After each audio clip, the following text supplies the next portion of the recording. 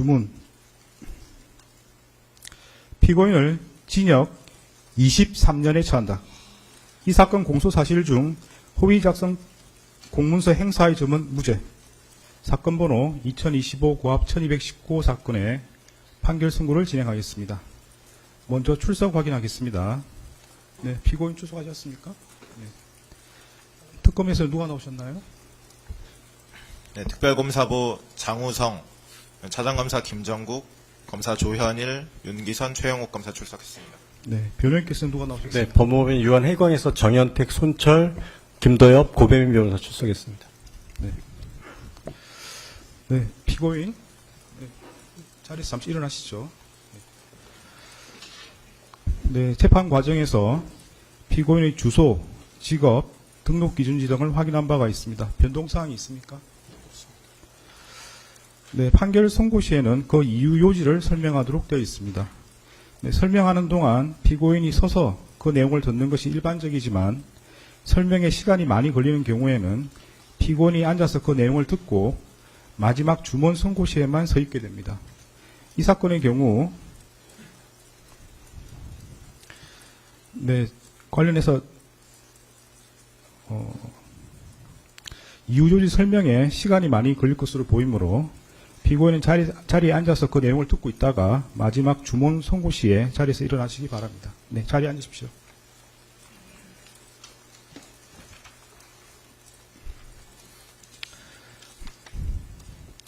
네, 판결 이유에 대해서 설명드리겠습니다.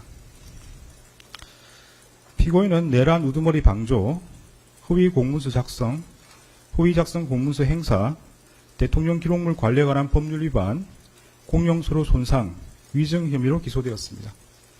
그 후에 내란 우두머리 방조 혐의와 관련하여 내란 중도 임무 종사 혐의가 택일조로 추가되었습니다. 이러한 공소사실에 대하여 피고인은 위증 혐의 중 일부에 한해서만 자백하고 있고 나머지 혐의는 모두 부인하고 있습니다. 네, 순서대로 살펴보겠습니다. 먼저 내란 중도 임무 종사 혐의에 대해서 살펴봅니다. 그 세부적인 내용이 복잡하므로 결론을 먼저 말씀드리겠습니다. 내란 중도 임무 종사 혐의에 대해서는 유죄로 인정합니다. 참고적으로 내란 중도 임무 종사가 아니라 내란 우두머리 방조에 대해서 설명을 드리면 처음 기소된 내란 우두머리 방조 혐의는 범죄로 성립할 수 없습니다. 내란죄는 필요적 공범으로서 관여자의 의사 방향이 일치하는 집합범이므로 내부자들 사이에서는 각자 수행한 역할에 따라 우두머리, 지휘자, 중도임무 종사자 등으로 처벌될 뿐 방조범에 관한 형법 총칙 규정이 적용될 여지가 없습니다.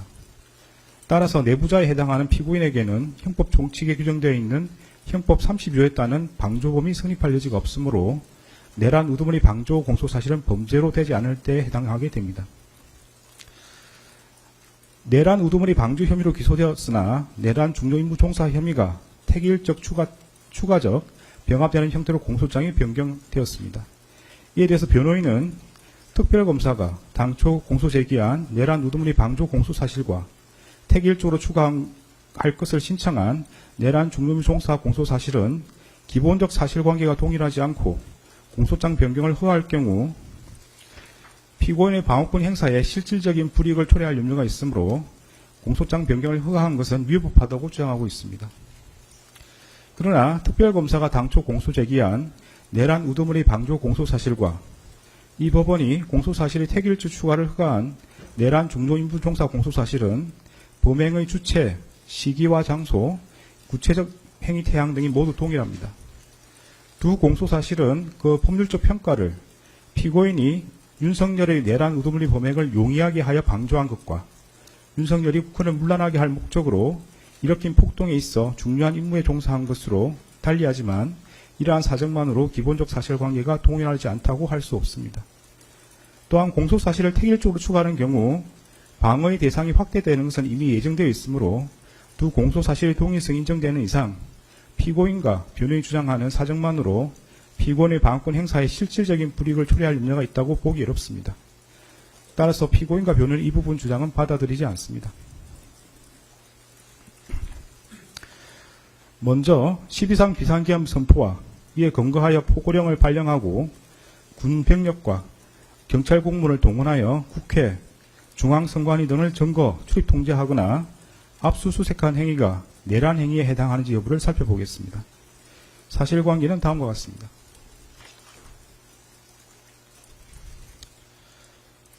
윤석열 전 대통령과 김용현 전 국방부 장관은 국회 다수당이 쟁점 법안들에 대한 단독 처리를 강행하고 형법상 간첩죄 개정에 반대하며 정권 퇴진, 탄핵 집회를 지속하고 국무위원 등 다수의 고위공직자들을 탄핵하며 정부가 추진한 주요 사업의 예산을 삭감하고 중앙선관위 부정선거 관여 의혹과 여론조사기관의 여론조작 등으로 국정 운영이 어려졌다는 이유를 내세워 비상계엄을 선포하기로 마음먹었습니다.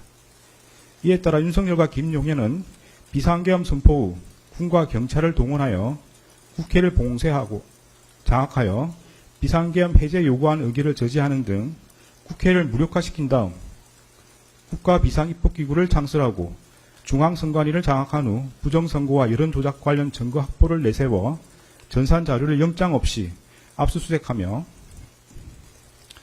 더불어민주당 중앙당과 선거 여론조사기관인 여론조사꽃 사무소를 장악하는 한편 포고령에 근거하여 국회의원, 정치인 등 주요 인사와 중앙선관위 관계자들을 영장 없이 체포구금하고 MBC, JTBC, 한겨레신문, 경향신문, 김어준 운영 인터넷신문 등 당시 정부의 비판적 입장을 취하는 특정 언론사에 대한 봉쇄, 단전 단수 조치를 하려고 계획하였습니다.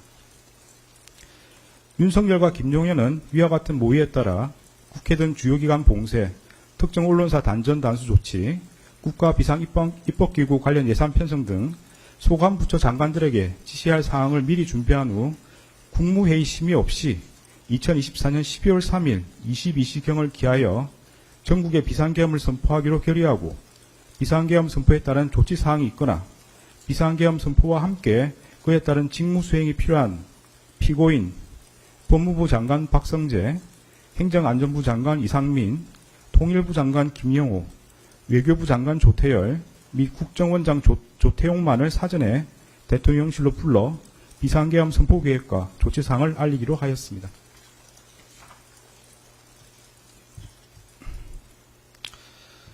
이에 따라 윤석열과 김용현은 2024년 12월 3일 10시 30분경부터 20시 6분경까지 사이에 이들에게 연락하여 대통령실로 오도록 한 다음 이들에게 국회가 탄핵을 계속하고 예산을 삭감하여 국정 운영이 어렵다. 종북 좌파들을 이 상태로 놔두면 나라가 거들나고 경제든 외교든 아무것도 안 된다는 취지로 말하며 피고인에게 대국민 담화문, 계엄사령부 포고령, 비상계엄 관련 지시사항이 담긴 문건을 이상민에게 국회 등 주요 기관에 대한 시간대별 봉쇄 계획과 특정 언론사 단전 단수 조치 지시가 담긴 비상계엄 관련 문건을 조태열에게 제외 공간을 통해 대외 관계를 안정화시켜라는 취지로 기재된 비상계엄 관련 문건을 각각 건네주는 등 비상계엄 선포에 따른 조치사항을 지시하였습니다.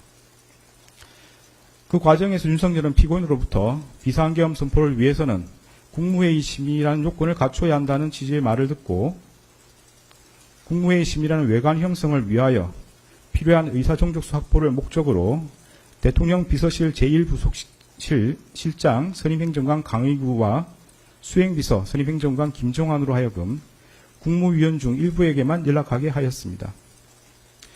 윤석열은 국무회의 의사정족수인 11명이 모인 직후인 2024년 12월 3일 22시 16경부터 22시 18분경까지 사이에 대통령 집무실과 연결된 대접견실에서 김용현을 통해 비상계엄 선포문을 그곳에 모인 피고인과 국무위원들에게 배부하고 실질적인 심의 없이 일방적으로 비상계엄을 선포하겠다고 통보한 후 같은 날 22시 23분경 대통령실 1층 브리핑룸으로 가 대국민 담화를 발표하고 22시 27분경 비상계엄을 선포하였습니다.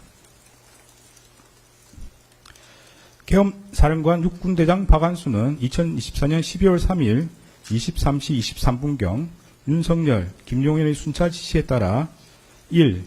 국회와 지방의회, 정당의 활동과 정치적 결사, 집회, 시위 등 일체의 정치활동을 금한다. 2. 자유민주주의 체제를 부정하거나 전복을 기도하는 일체 행위를 금하고 가짜뉴스, 여론조작, 허위선동을 금한다. 3.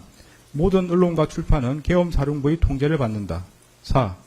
사회 혼란을 조장하는 파업, 태업, 집회행위를 금한다. 5.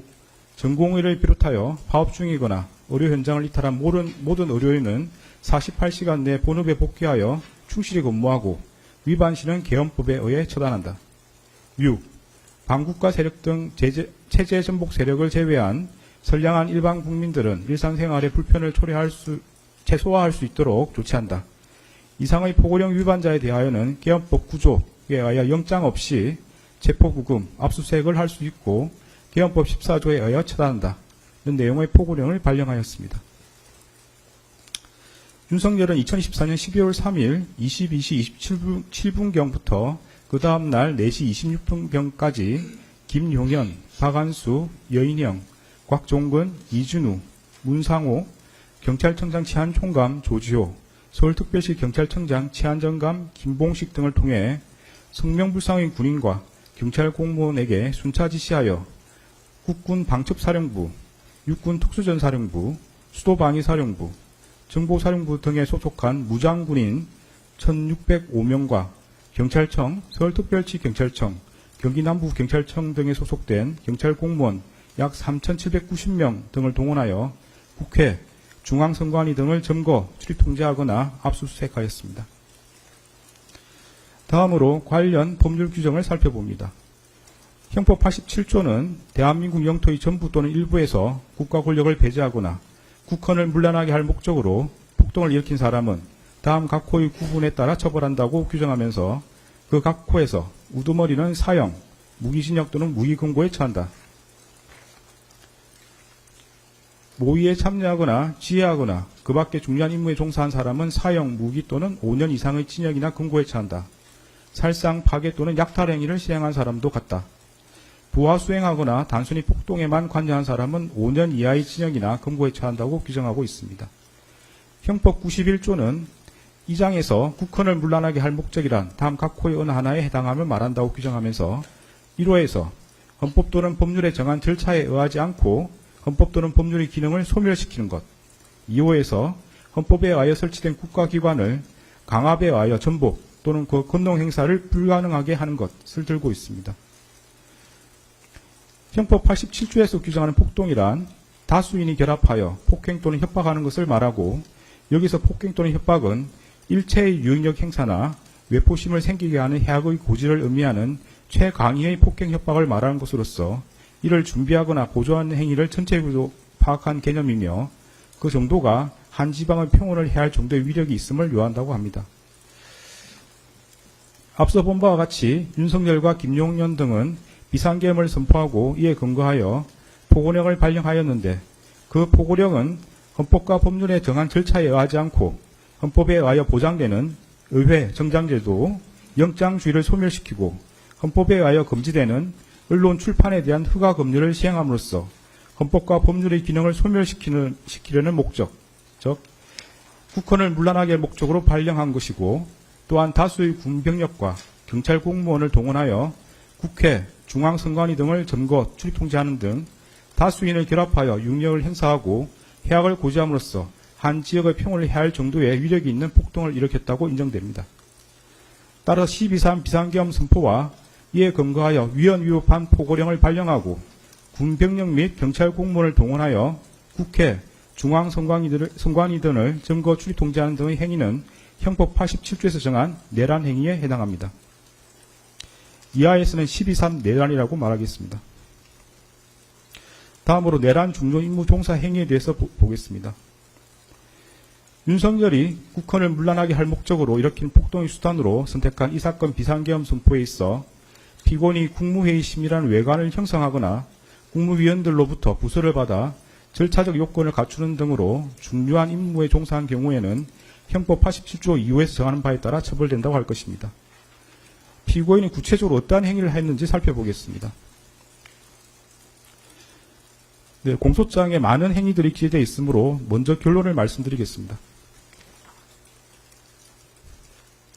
중요 임무 종사로 인정되는 행위는 국무회의 심의라는 외관 형성 관련 행위, 헌법과 법률에 의하여 피고인에게 인정된 자기의무 위반 관련 부작위, 국무위원 부서 외관 형성 관련 행위, 주요기관 봉쇄 계획 및 특정 언론사 단전 단수 조치 관련 지시 이행 방안 논의입니다.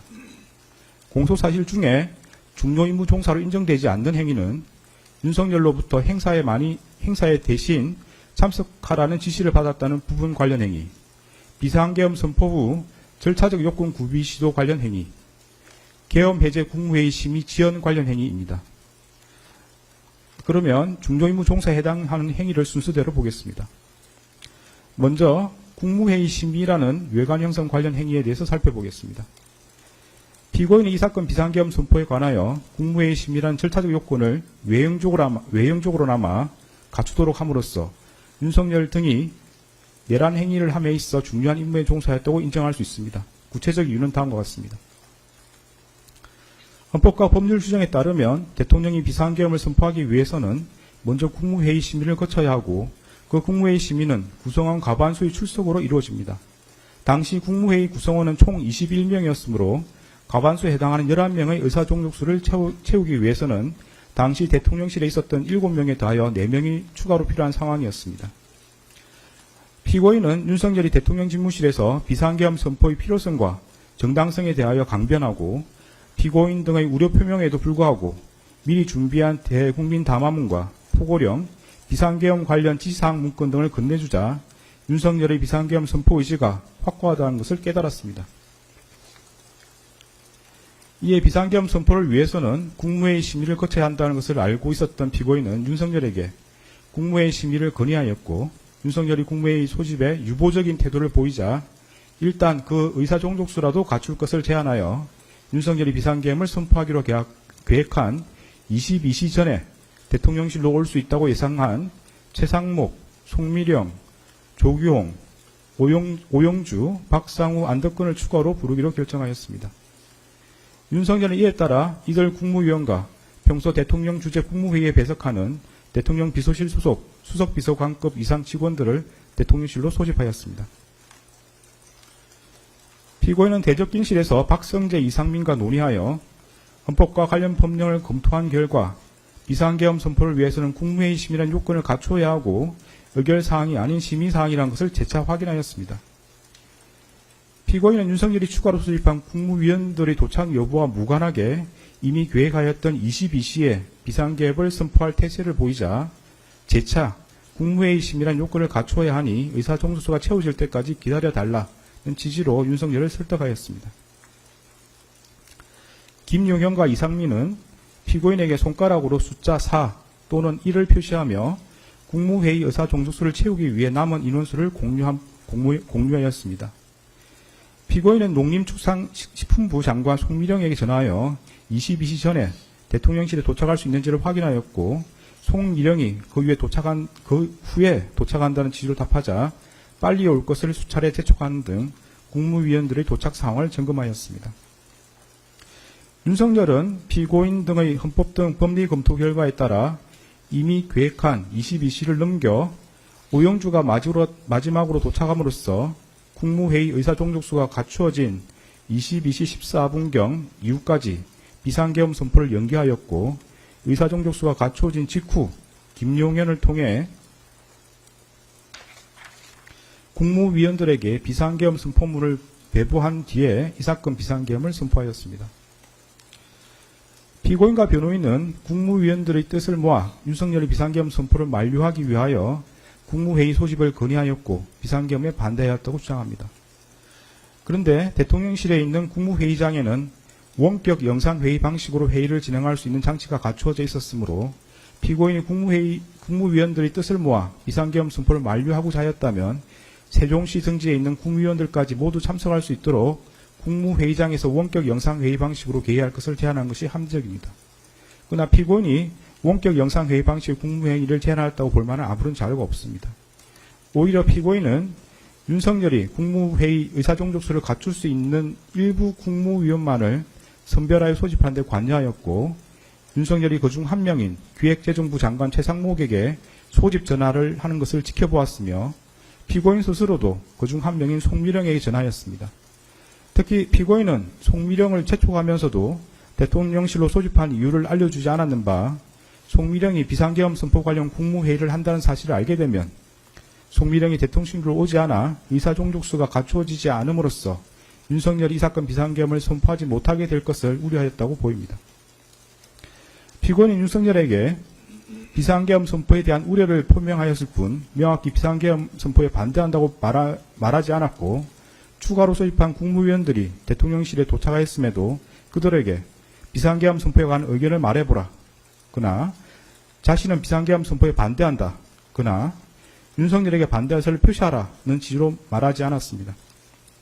피고인 윤석열이 비상계엄을 선포하기 위해 이석한 이후에야 최상목에게 자신도 반대하였다는 취지로 강변하였을 뿐 조태열이 대통령 집무실에서 윤석열에게 비상계엄 선포에 관하여 반대 의사를 표시할 때나 최상목 조태열이 대접견실에서 일어나 윤석열에게 반대 의사를 표시할 때에도 별다른 의견을 표명하지 않았고 최상목이 대통령 집무실에 들어와서 설득해 보겠다고 말할 때에도 자신은 휴대전화를 사용할 뿐 별다른 관심을 갖지 않았습니다.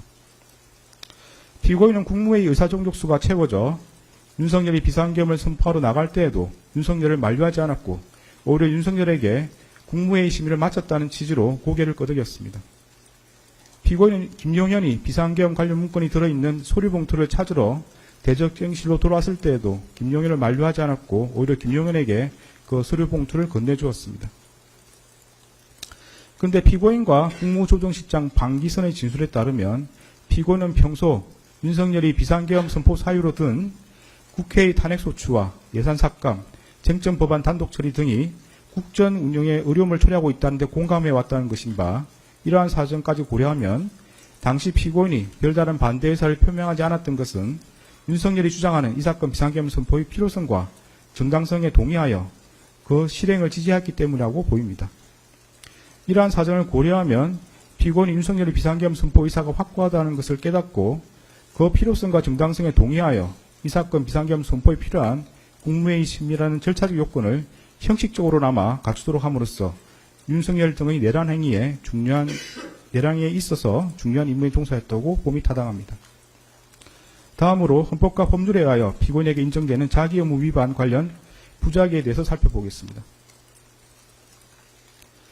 피고인은 국무회의 부의장으로서 국무회의 구성원들이 전 정부적 차원에서 비상계엄 선포에 대한 자유로운 발언과 토론을 통하여 의견을 교환하거나 조정할 수 있도록 국무회의를 운영하여야 하고 그 전제로서 모든 국무회의 구성원에게 빠짐없이 소집을 통지하여야 하며 비상계엄 선포에 의한 심의에 필요한 검토 의견 등을 분명히 밝혀 제출하도록 하여야 하고 국무회의 간사인 행정안전부 의정관을 참석시켜 국무회의록을 작성할 수 있도록 모든 노력을 기울여야 할 자기 의무가 있습니다. 그러나 피고인은 윤석열이 국헌을 문란하게 할 목적으로 일으킨 폭동의 수단으로서 비상계엄을 선포하려고 한다는 사정을 인식하면서 그에 필요한 국무회의 의사종족수를 갖출 수 있을 만큼의 특정 국무위원을 대통령실로 소집하는 데 관여하였습니다. 이러한 경우 피고인은 소집한 국무위원들에게 소집 사유와 국무회의 의안들을 미리 알려주어 그들이 의사종족수에 포함되지 않는 차관을 대리 출석시키는 등으로 국무회의 심의가 이루어지지 못하게 함으로써 이 사건 비상계엄 선포를 저지하였어야 할 자기 의무를 부담한다고 봄이 타당합니다. 피고인은 이러한 의무를 다하지 않은 채 오히려 송미령에게 전하여 윤석열이 비상계엄을 선포하겠다고 예고한 22시 전에 대통령실에 도착하도록 수차례 재촉하는 등 이들이 이 사건 비상계엄 선포를 위한 국무회의 의사종족수를 갖추는 데 이용되도록 하였습니다. 또한 피고인은 그와 같이 소집한 국무위원들이 도착하자 윤석열이 일방적으로 비상계엄 선포의 필요성과 정당성을 설명하고 퇴장할 수 있도록 함으로써 실질적인 국무회의 심의 없이 이 사건 비상계엄을 선포하도록 하였습니다. 그리고 피고인은 국무총리로서 자신의 지휘 감독을 받는 이상민이 윤석열로부터 특정 언론사 단전 단수 조치 지시를 받아 이를 이행함으로써 윤석열 등의 내란 행위에 가담하고자 한다는 것을 알게 되었을 경우 이를 중지 또는 취소하기 위하여 모든 노력을 기울여야 할 자기 의무가 있습니다. 그러나 피고인은 이러한 의무를 다하지 않은 채 오히려 이상민과 특정 언론사 단전 단수 조치 지시에 관하여 긴밀히 협의함으로써 이상민으로 하여금 그러한 지시를 수용하고 이를 이행하도록 하였습니다. 이는 피고인이 국무총리로서 부여받은 권한을 행사하지 않은 것이 구체적인 상황에서 현저하게 합리성을 잃어 사회적 타당성이 없는 경우에 해당합니다. 피고인이 이러한 자기 의무를 이행하였더라면 윤석열이 이 사건 비상계엄 선포 등 내란 행위라는 결과를 쉽게 방지할 수 있었다고 인정됩니다. 이러한 피고인이 부작위로 인한 법익 침해는 자기에 의한 법익 침해가 동등한 형법적 가치가 있는 것으로서 이 또한 형법 제87조 2호에서 규정하는 내란 중요 임무 종사 범죄의 실행행위로 평가할 수 있습니다. 다음으로 국무위원 부서 외관 형성 관련 행위에 대해서 살펴봅니다. 피고인이 이 사건 비상계엄 선포에 관하여 국무위원들로부터 부서를 받아 절차적 요건을 갖추도록 시도함으로써 윤석열 등의 내란 행위에 있어 중요한 임무에 종사하였다고 인정할 수 있습니다. 구체적인 이유는 다음과 같습니다. 대한민국 헌법 82조는 대통령의 국법상 행위는 문서로서 하며 그 문서에는 국무총리와 관계 국무위원이 부서한다. 군사에 관한 것도 또한 같다고 규정하고 있습니다. 이러한 헌법 규정에 따르면 비상계엄 선포는 문서의 형식으로 하여야 하고 그 문서에는 국무총리와 관계 국무위원의 부서가 있어야 합니다. 이는 대통령의 권한 행사를 명확하게 하고 책임 소재를 확실하게 하기 위하여 헌법상 요구되는 기관 내부적 권력 통제 절차입니다. 피고인의 수사기관 진술과 국무총리 집무실에서 이루어진 논의 내용을 고려하면 피고인은 과거 비상계엄 선포에 모든 국무위원이 부서였다는 사실을 알고 있었고 이 사건 비상계엄 선포에 관여 국무위원의 부서가 필요하다는 사정 역시 인식하고 있었습니다. 박성재와 이상민이 참석자 서명을 받아야 한다는 취지로 논의한 뒤 강의구에게 국무위원 서명을 받도록 준비해달라고 요청하는 것을 피고인이 지켜보았고 강의구가 대적변실을 나가는 국무위원들에게 서명 작업을 준비하고 있으니 기다려달라고 말하는 것도 지켜보았습니다. 피고인은 최상목 조태열이 서명을 하지 못하겠다는 취지로 말하자 여기 모여서 회의에 참석했다는 의미로 서명할 수 있는 것 아니냐는 취지로 국무위원들에게 서명할 것을 직접 지시하였습니다. 그런데 통상적인 국무회의의 경우에는 참석한 국무위원을 전자적 방식으로 확인하여 국무회의록에 기재하고 국무위원이 수기로 서명하는 절차는 마련되어 있지 않습니다. 결국 박성재와 이상민의 논의에 따라 피고인 국무위원들에게 지시한 서명은 국무회의 참석 여부를 확인하는 의미의 서명이 아니라 대통령의 국법상 행위인 비상계엄 선포에 관하여 절차상 요구되는 국무회의 부서를 의미합니다. 피고인은 최상목, 조태열 등 일부 국무위원의 반대로 결국 비상계엄 선포에 관한 국무회의 부서가 이루어지지 않자 비상계엄 해제 국무회의를 마친 직후 국무위원들에게 국무회의 심의를 거쳐 비상계엄을 해제했지만 앞서 있었던 비상계엄 선포 국무회의 심의의 하자로 해제가 되지 않을 수 있다는 취지의 논리를 내세우며 국무위원들을 설득하여 다시금 부서를 받으려고 시도하였습니다. 이러한 사정을 고려하면 피고인이 앞서 이 사건 비상계엄 선포에 관하여 국무회의 심의라는 절차 요건을 외형적으로나마 갖춘 것과 같은 취지에서 국무위원들로부터 비상계엄 선포의 절차 요건에 해당하는 부서를 받고자 시도함으로써 윤석열 등의 내란 행위에 있어 중요한 임무에 종사하였다고 봄이 타당합니다. 다음으로 주요기관 봉쇄 계획 및 특정 언론사 단전 단수 조치 관련 지시 이행 방안 논의와 관련해서 살펴봅니다.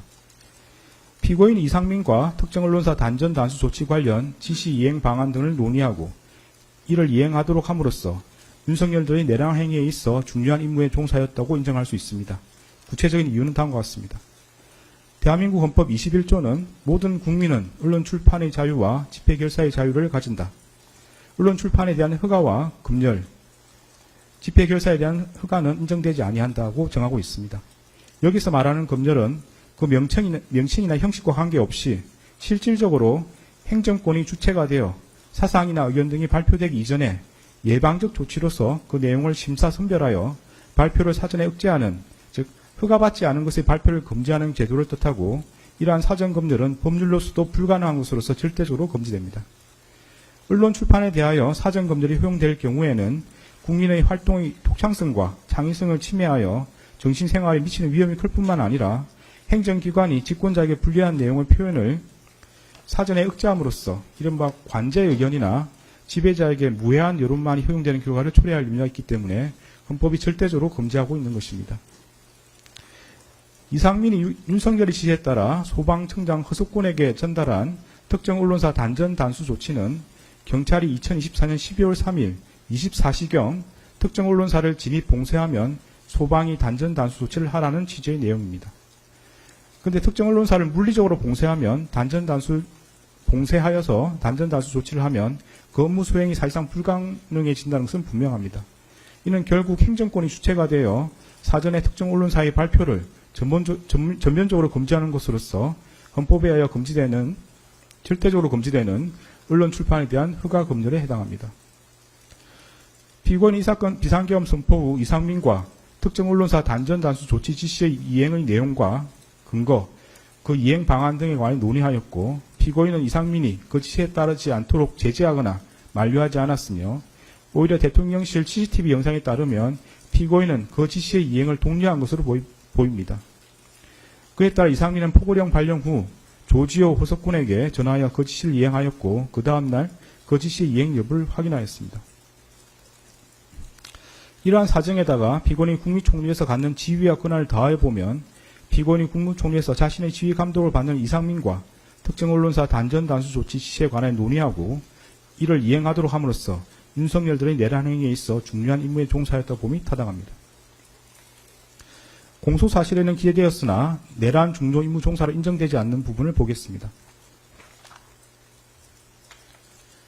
먼저 윤석열로부터 행사에 대신 참석하라는 지시를 받았다는 부분 관련입니다.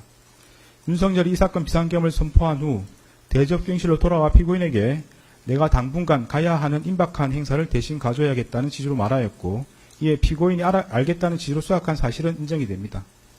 그러나 피고인이 대통령이 전반적인 국정운영을 대신하기로 하였다는 등 특별한 사정이 없는 한 윤석열이 참석하기로 예정된 행사에 대신 참석할 것을 수락했다는 사정만으로 윤석열들의 내란 행위에 있어 중요 임무에 종사했다고 평가하기 어렵고 달리 이를 인정할 만한 증거가 없습니다. 다음으로 비상계엄 선포 후 절차적 요건 구비 시도 관련입니다.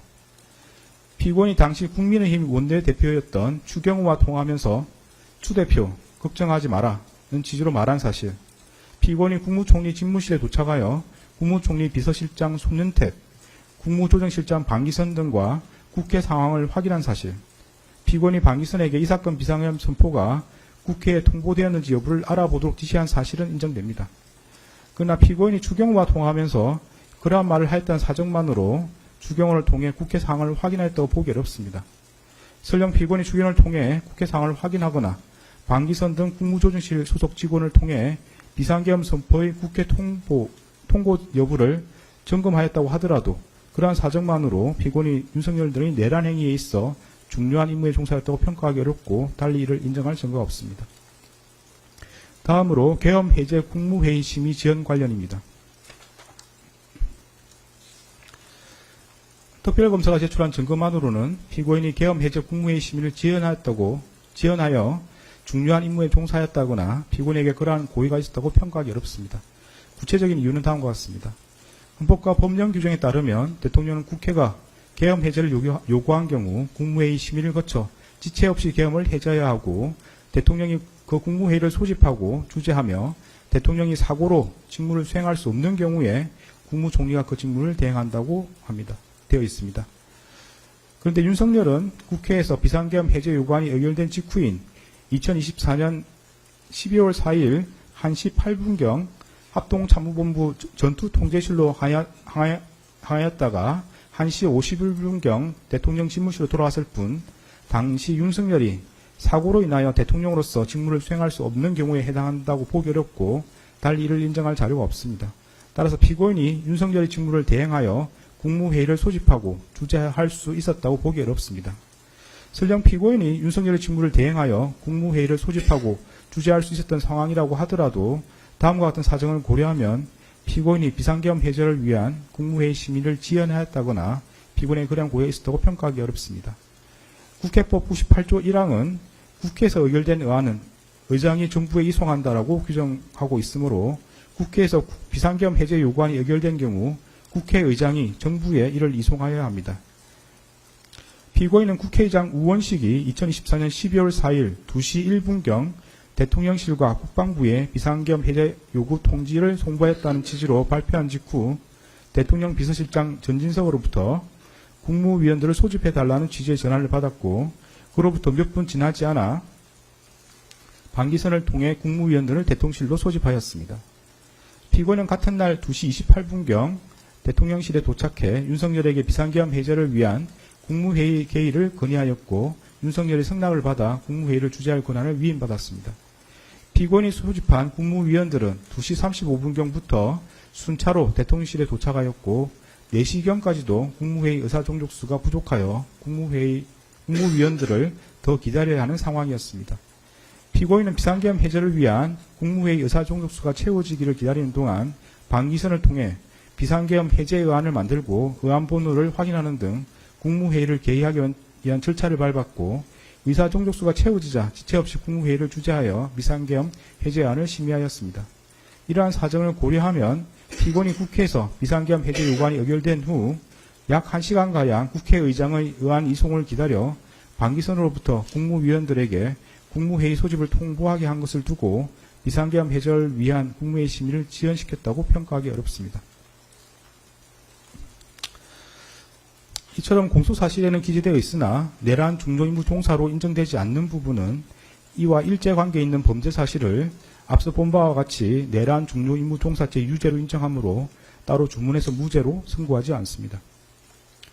더 나아가 피고인에게 국헌을 문란하게 할 목적과 내란 중요인물 종사의 고의가 있는지 여부에 대해서 살펴보겠습니다.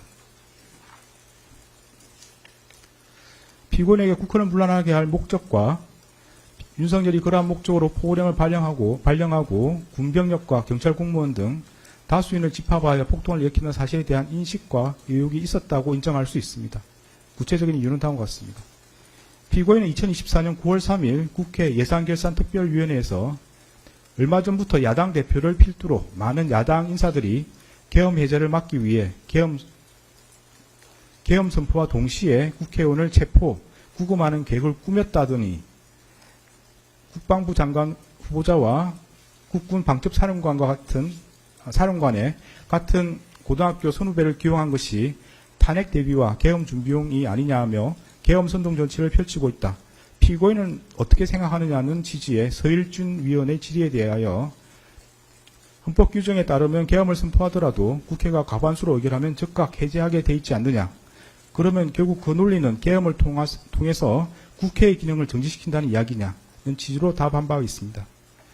피고인이 이 법정에서 이에 대하여 국회의원들이 2024년 9월경 계엄 준비설이 언급되던 시기에 비상계엄을 할 것이다 고 계속 질의했기 때문에 얼마나 가능성이 없는 일인지 강조하는 취지에서 비상계엄을 선포하더라도 국회에서 해제 요구를 하면 해제할 수밖에 없다고 답하였던 것 같다라는 취지로 진술하였습니다. 피고인이 국회에서 한 답변과 이 법정에서의 진술에 따르면 피고인은 이 사건 비상계엄 선포 이전부터 정치권에서 윤석열이 비상계엄 선포 후 국회의원을 체포 구금하여 국회의 비상계엄 해제 요구를 저지하는 것 아니냐는 의혹이 제기되고 있었고, 이에 비추어 윤석열이 비상계엄을 선포하는 경우 군병력을 동원함으로써 결국 국회의 권능 행사를 정지시키는 것으로 연결될 수 있음을 충분히 예상할 수 있었습니다. 피고인은 2024년 12월 3일 20시 45분경 대통령 집무실에서 윤석열로부터 국회의 탄핵 소추와 예산 삭감으로 국정 운영이 어려워 비상계엄을 선포해야 한다는 취지의 말을 들었고, 같은 날 21시 52분경 대접견실에서 김용현이 조태열에게 군대가 대기하고 있다는 취지로 답하는 것을 지켜보았습니다. 이러한 윤석열과 김용현의 발에 따르면 피고인은 윤석열이 이 사건 비상계엄을 선포한 뒤 김용현을 통해 군병력을 동원함으로써 강압에 의하여 국회의 권능 행사를 불가능하게 하는 등 다수인을 집합하여 폭동을 일으킬 것을 충분히 예상할 수 있었습니다. 피고인은 같은 날 대통령 집무실에서 윤석열로부터 대국민 담화문과 포고령을 교부받았고, 이 사건 비상계엄 선포 후 이상민과 특정 언론사 단전 단수 조치 지시에 관하여 논의하였습니다. 이러한 대국민 담화문, 포고령, 이상민이 받은 지시 내용에 따르면 피고인은 윤석열이 반국가 세력인 국회를 척결하겠다는 이유에서 이 사건 비상계엄을 선포한 뒤 군병력을 동원하고 포고령을 발령하여 국회와 정당의 활동을 금지하고 특정 언론사의 활동을 불가능하게 하며 이를 위반한 사람을 영장 없이 체포, 구금, 압수수색하여 형사처벌함으로써 헌법과 법률에 의한 절차에 의하지 않고 헌법에 따라 보장되는 의회 정당제도와 영장주의를 소멸시키고 헌법에 의하여 금지되는 언론 출판에 대한 허가 금지를 시행할 것을 충분히 예상할 수 있었습니다. 이러한 사유로 피고인에게 국헌을 문란하게 할 목적과 내란 중요 임무 종사의 고의가 있다고 인정됩니다. 다른 혐의들에 대해서 보겠습니다. 허위 공문서 작성 혐의는 유죄로 인정합니다.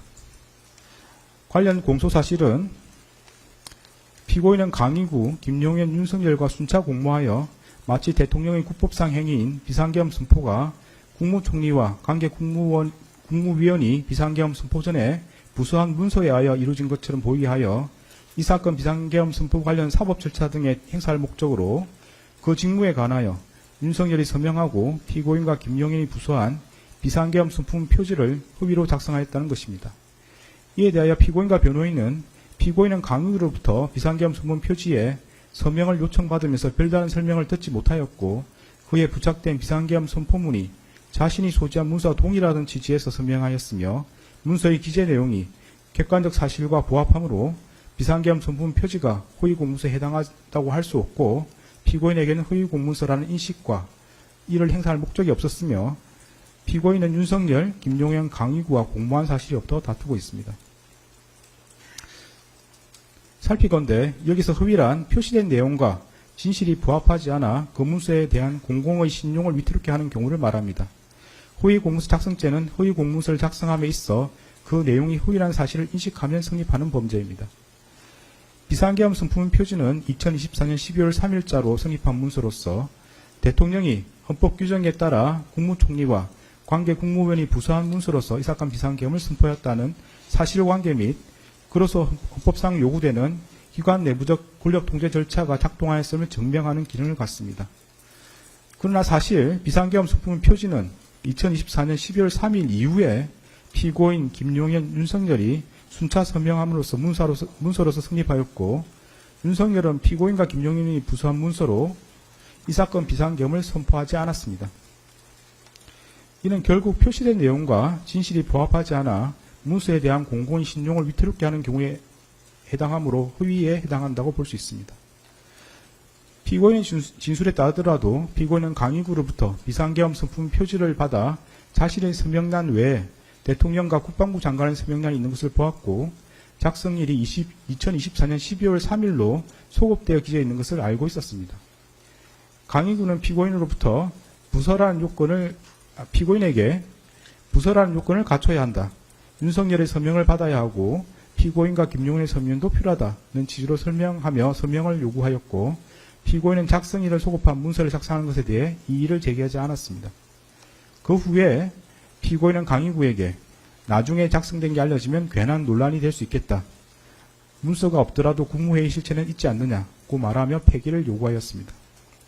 이러한 사정을 고려하면 피고인은 강의구가 헌법에 따른 문서주의와 국무총리 및 관계 국무위원의 부설한 절차 요건을 갖추어 이 사건 비상계엄을 선포되었음을 증명하려는 허위의 문서를 작성하기 위해 비상계엄 선포문 표지에 서명을 요구한다는 것을 알고 있었고 자신이 국무총리 서명란에 서명한 후 윤석열과 김용현이 각각 그들의 직위에 해당하는 서명란에 서명하려는 것 또한 충분히 예상할 수 있었습니다.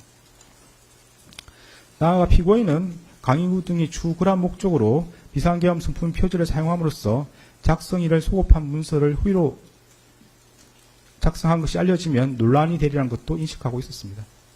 결국 피고인은 윤석열, 김용현, 강의구와 순차적 암묵적으로 공모하여 각각 자신의 직위에 해당하는 서명란에 서명함으로써 공동하여 허위 공문서를 작성하였고 피고인에게 허위 공문서라는 인식과 이를 행사할 목적이 있었다고 봄이 타당합니다.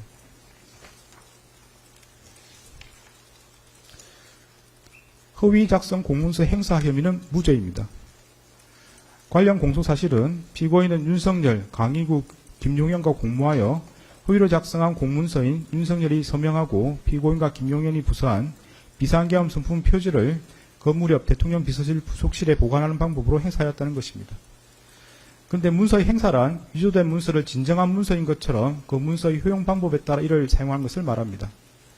강의구는 피고인, 김용현, 윤석열로부터 차례로 서명을 받은 비상계엄 선포문 표지를 관련 절차에 따라 문서관리대장에 철하는 등으로 비치한 것이 아니라 자신의 사무실 서랍에 보관한 것으로 보입니다. 특별검사가 제출한 증거만으로는 강의구가 비상계엄 선품 표지를 그 효용 방법에 따라 사용했다고 보기 어렵고 달리 이를 인정할 증거가 없습니다. 이 부분 공소사실은 범죄 사실의 증명이 없는 때에 해당하므로 형사소송법 325조 9단에 따라 무죄를 선고합니다. 대통령 기록물 관리에 관한 법률 위반, 공영서류 손상 혐의는 유죄로 인정이 됩니다. 관련 공소사실은 피고인은 2024년 12월 8일 강의구에게 전하여 사후에 문서를 만들었다는 것이 알려지면 또 다른 논쟁을 낳을 수 있으니 내가 서명한 것을 없었던 것으로 하자는 취지로 말하면서 후기를 작성된 윤석열이 서명하고 피고인과 김용현이 부수한 비상계엄 선품 표지를 폐기해 줄 것을 요청하였고, 윤석열은 2024년 12월 10일 서울 용산구 소재 대통령 관저에서 강의구로부터 위와 같은 피고인의 말을 보고받고 강의구에게 총리의 뜻이 그렇다면 그렇게 하라는 취지로 말하여 그 문서를 폐기할 것을 승인하였으며, 이에 강의구는 그 무렵 이와 같은 피고인의 요청과 윤석열의 승인을 받아 대통령 비서실 부속실에 보관하고 있던 그 문서를 새 단계에 넣어 파쇄하는 방법으로 폐기함으로써 피고인은 강의구 윤석열과 순찰 공모하여 무단으로 대통령 기록물인 비상계엄 선품 표지를 손상함과 동시에 공무소인 대통령실에서 사용하는 서류인 같은 문서를 손상하였다는 겁니다. 이에 대하여 피고인과 변호인은 피고인은 자신이 서명한 비상계엄 선품 표지에 주 윤석열이 서명할 것임을 알지 못하였고 이를 예상할 수도 없었으며, 피고인은 그 문서가 주 김용현과 윤석열의 서명을 거쳐 완성된다는 것도 알지 못하였고, 피고인은 강의구에게 자신이 서명한 부분 폐기를 요청하였을 뿐 문서 전체를 파쇄를 요구하지 않았으므로 피고인에게 그 문서가 대통령 기록물 또는 공영서류하거나 이를 폐기 또는 손상한다는 고의가 없었다고 다투고 있습니다.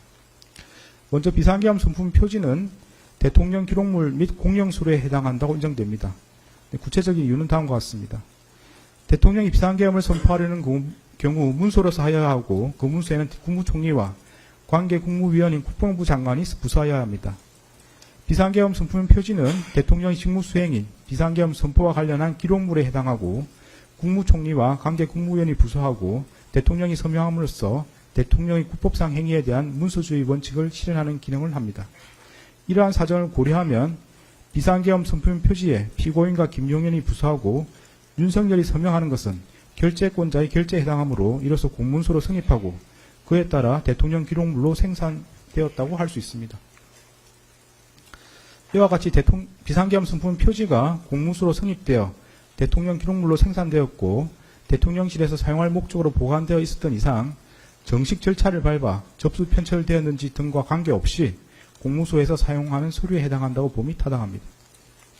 다음으로 피고인에게 비상계엄 선품 표지가 대통령 기록물 및 공영서류에 해당한다는 사실과 이를 손상한다는 인식이 있었다고 인정됩니다. 구체적인 내용은 다음과 같습니다. 피고인은 자신이 국무총리 서명란에 서명한 후 윤석열과 김용현이 각각 그들 지위에 해당하는 서명란에 서명함으로써 비상계엄 선품 표지가 대통령 기록물이자 공영서류로 성립하리라는 사정을 충분히 예상할 수 있었습니다. 피고인은 강유 등이 주 비상계엄 선품 표지를 사용하리라는 것을 인식하면서 그로 인해 발생한 논란을 우려하여 검문서 폐기를 요구하기도 하였습니다.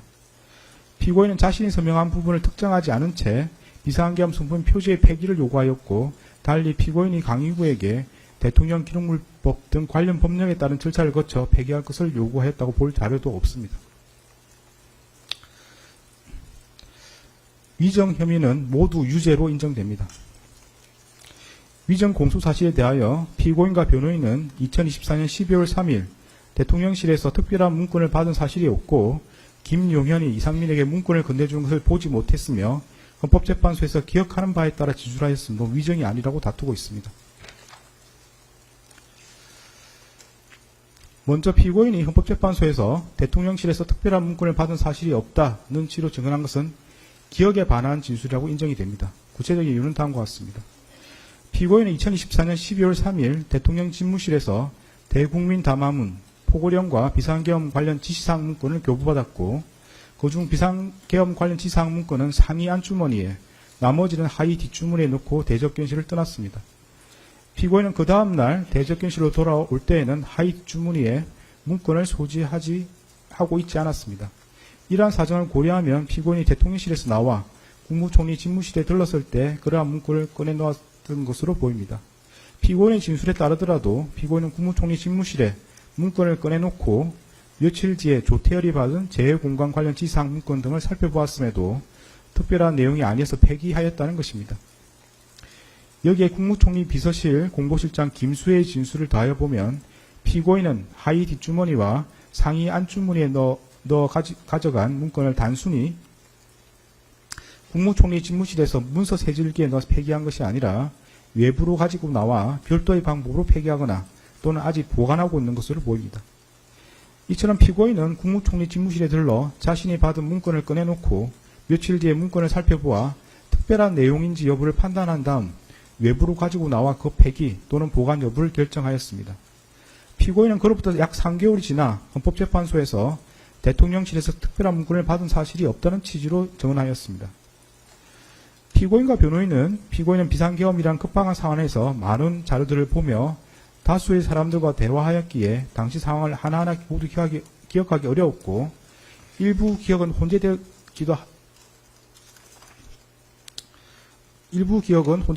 하였다.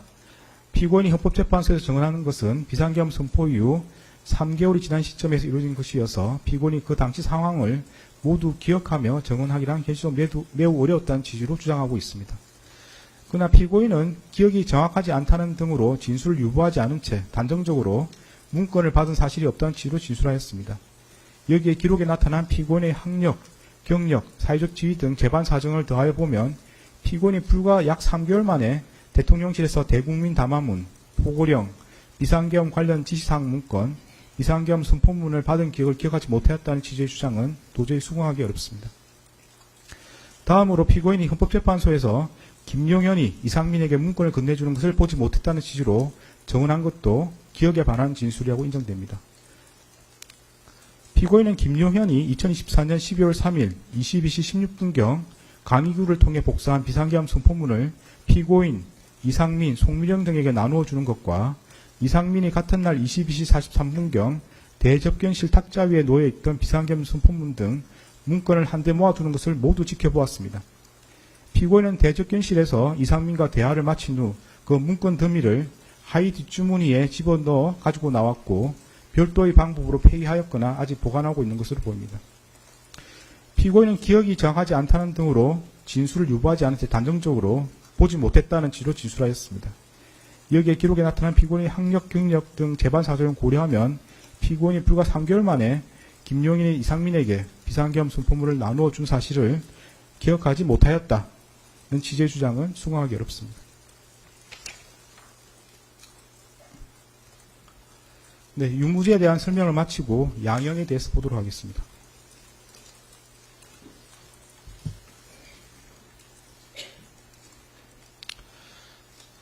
대법원 양형 기준과 관련하여 내란 중조임무 종사죄와 대통령 기록물 관리에 관한 법률 위반죄에 대하여는 양형 기준이 설정되어 있지 않고 양형 기준이 설정된 범죄와 그렇지 않은 범죄 사이의 경합범에 관하여는 그 하한만을 양형 기준이 설정된 범죄의 양형 기준상 형량 범위의 하한에 따르도록 되어 있습니다. 따라서 양형 기준은 이 사건 양형에 중요한 영향이 없습니다. 양형 사유를 구체적으로 살펴보겠습니다. 피고인은 1970년 6월경 공무원으로 임용된 이래 약 50년 동안 외교통상부 통상교섭본부장, 국무조정실장, 경제부총리 겸 재정경제부 장관, 국무총리 등으로 재직하면서 다수의 훈장과 포장을 받았습니다. 피고인 윤석열 등의 내란 행위에 관하여 사전에 모의하거나 실행행위를 지휘하는 등 보다 적극적으로 가담하였다고 볼 자료는 없습니다. 피고인은 국회에서 비상계엄 해제 요구안이 의결되자 이 사건 비상계엄을 해제하기 위한 국무회의를 소집 주재하였고 그에 따라 비상계엄이 약 6시간 만에 해제되었습니다. 피고인은 현재 만 79세의 고령임에도 벌금형을 포함하여 아무런 형사처벌을 받은 전력이 없습니다. 피고인은 최근에 이르러 경도 인지장애와 우울증을 진단받아 그에 따른 치료가 필요하고 피고인의 배우자는 독립적인 고등이 어려워 피고인의 돌봄과 간호가 필요하다는 내용의 관련 자료가 재판부에 제출된 바는 있습니다. 그러나 이러한 사정이 있더라도 다음과 같은 점을 고려하면 피고인에게 엄한 처벌을 하는 것이 타당하다고 보입니다. 윤석열이 2024년 12월 3일 비상계엄을 선포하고 이에 근거하여 헌법에 따라 보장되는 의회, 정당 제도 등을 부인하는 내용의 위헌위법한 포고령을 발령하며 군 병력과 경찰 공무원을 동원하여 국회 중앙선관위 등을 점거, 출입 통제하거나 압수수색한 행위는 앞서 본 바와 같이 형법 87조에서 정하는 내란 행위에 해당합니다. 이러한 12.3 내란은 국민이 선출한 권력자인 윤석열 전 대통령과 그 추정 세력에 의한 것으로서 성격상 위로부터의 내란에 해당하는데 이러한 형태의 내란은 이른바 친위 구테타라고도 불립니다. 세계사적으로 살펴보면 이러한 친위 구테타는 많은 경우 성공하여 권력자는 독재자가 되었고 국민의 생명과 재산과 같은 기본권은 본질적으로 침해되었으며 국가의 경제와 외교는 심각한 타격을 받았고 독재자의 권력이 약해지는 시기가 되면 내전과 같은 전쟁이나 정치투쟁으로 국가와 사회 전반이 회복하기 어려운 혼란에 빠지는 사례를 많이 볼 수 있습니다. 12.3 내란은 이러한 위로부터의 내란에 해당되는 점에서 그 위험성의 정도가 아래로부터의 내란과 비교할 수 없습니다.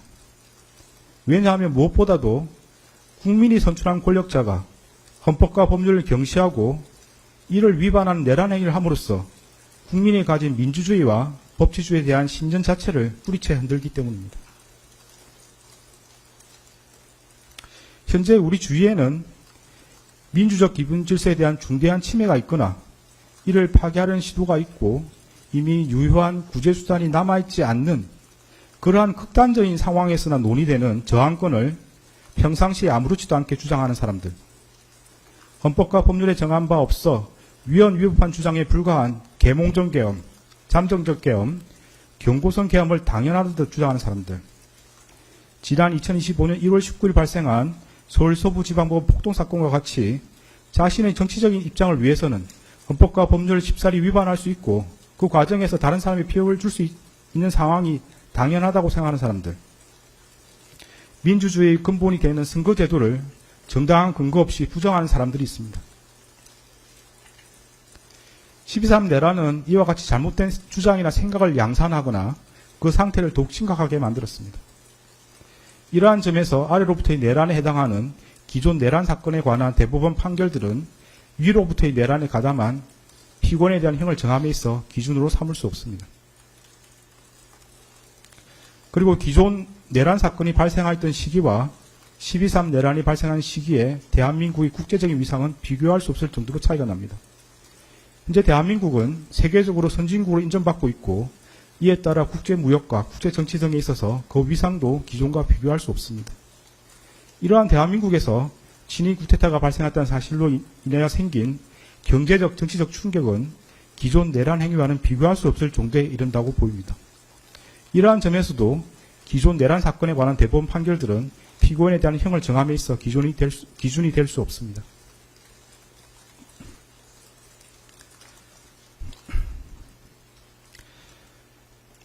(12.3) 내란 과정에서 사망자가 발생하지 않았고 내란 행위 자체는 몇 시간 만에 종료되긴 하였습니다.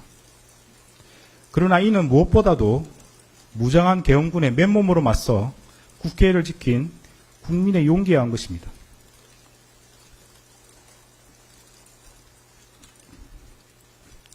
이에 더하여 이러한 국민의 저항을 바탕으로 신속히 국회에 진입하여 비상계엄 해제 요구안을 의결한 일부 정치인들의 노력, 대한민국 역사에 있었던 내란의 암울한 기억을 상기하면서 위법한 지시와 명령에 저항하거나 혹은 어쩔 수 없이 이를 따르더라도 소극적으로 참여한 일부 군인과 경찰 공무원의 행동에 의한 것입니다.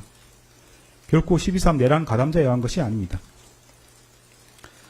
따라서 12.3 내란 가담자에 대한 형을 정함에 있어 피해 발생이 경미하였다거나 짧은 시간 동안 진행되었다는 사정을 깊이 고려할 수는 없습니다. 일단 국헌을 물랑하게 할 목적의 폭동이 발생하면 이로 인하여 막대한 인명과 재산상 피해, 사회적 혼란이 초래될 것은 분명하고 혹시라도 내란이 성공하여 국민적 합의로 성립한 현재의 헌법 질서가 폭력에 의하여 무너지게 되면 이를 원래대로 회복하는 것은 대단히 어려운 일이 될 것입니다. 따라서 그러한 내란 행위를 사전에 차단할 필요가 있고 이러한 목적을 달성하기 위해서는 내란 행위에 가담한 사람들을 무겁게 처벌하는 것이 불가피합니다. 피고인은 간접적으로나마 민주적 정당성과 그에 대한 책임을 부여받은 국무총리로서 헌법과 법률을 준수하고 헌법을 수호하고 실현하기 위한 모든 노력을 기울여야 할 헌법적 의무를 부담합니다. 그럼에도 피고인은 12.3 내란이 성공할지도 모른다는 생각에 이러한 의무와 책임을 끝내 외면하고 오히려 그 일원으로서 가담하기로 선택하였습니다. 이러한 피고인의 행위로 인해 대한민국을 자칫하면 국민의 기본권과 자유민주적 기본 질서가 유린당하였던 어두운 과거로 회귀하여 독재정치라는 수렁에서 장기간 헤매 나오지 못하게 될 수 있었고 국민은 씻을 수 없는 상실감과 상처를 입게 되었습니다. 피고인은 국무총리로서 12.3 내란의 진실을 밝히고 그에 합당한 책임을 지기는커녕 사후 자신의 안위를 위하여 이 사건 비상계엄 관련 문건을 은닉하고 비상계엄 선포가 적법한 절차에 따라 이루어진 것처럼 보이기 위해 허위 공문서를 작성하였다가 폐기하였으며 헌법재판소에서 위정하였습니다.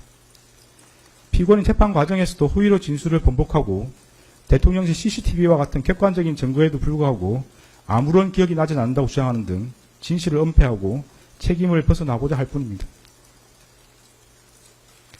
피고인이 진실을 은폐하고 책임에서 벗어나고자 한 행위들로 인해 우리 사회의 정치적 분열과 갈등이 더욱 심화되었고 앞으로도 이러한 상처와 갈등이 쉽사리 봉합될 수 있을 것으로 보이지는 않습니다.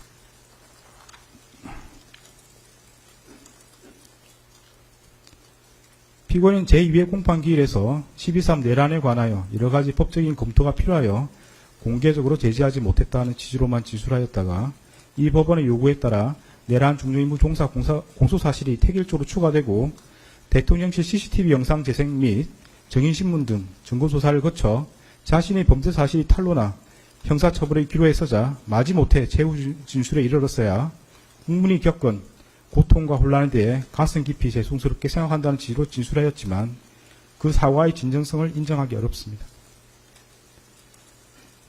달리 피고인이 진지하게 반성하고 있다거나 자신의 범죄 행위로 인하여 국가와 국민이 입은 피해를 회복시키기 위한 어떠한 노력을 하였다고 볼 아무런 자료가 없습니다.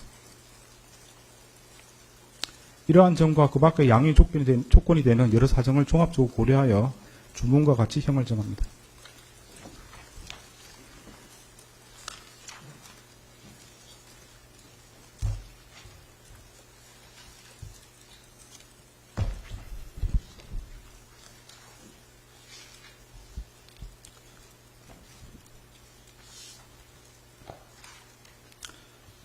주문.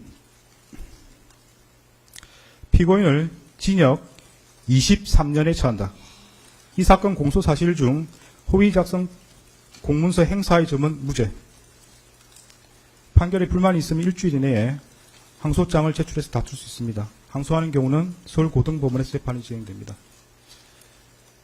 무죄 부분이 있습니다. 관련해서 안대문을 제공하고 주문의 무죄로 표시된 부분에 대해서는 관보나 신문 등에 이를 기재할 수 있습니다. 그런 절차를 원합니까? 피고인에게 묻습니다. 무죄 부분을 신문이나 관보 등에 게시하기를 원합니까? 특별히 그런 계획 없습니다.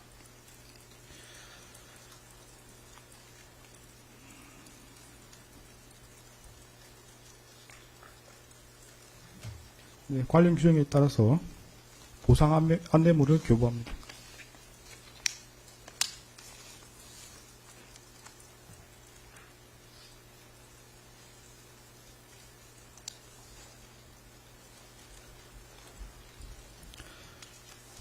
네, 다음은 법정 구속 여부를 판단하기 위해서 신문 절차를 진행하겠습니다. 네, 이 부분은 의무 중개 대상이 아닌 것으로 보이고 피고인의 사생활 보호 등을 고려해서 중개하지 않겠습니다. 그래서 중개는 여기서 중단하도록 하겠습니다.